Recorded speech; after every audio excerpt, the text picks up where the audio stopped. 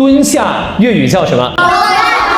踎低，踎就係趙佗佢中原嘅語言同本土嶺南語言結合，叫踎。好，背書包叫什麼？孭又係古代粵語2000年噶啦。好，這個你很厲害，叻，孿生叫什麼？孿生女。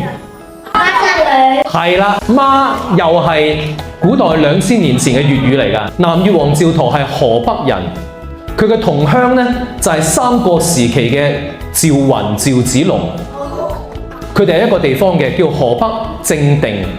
咁啊，南越王呢喺秦始皇手下做官，咁啊秦始皇就嗌佢嘅上司任敖帶住南越王同埋50萬大軍呢，就嚟咗嶺南呢度，即係廣東、廣西啊、海南呢度，佢要平定呢個地方。於是呢，呢50萬人嚟咗廣東、嚟咗嶺南之後，你哋話佢仲有冇翻去呢？冇，自己整咗個。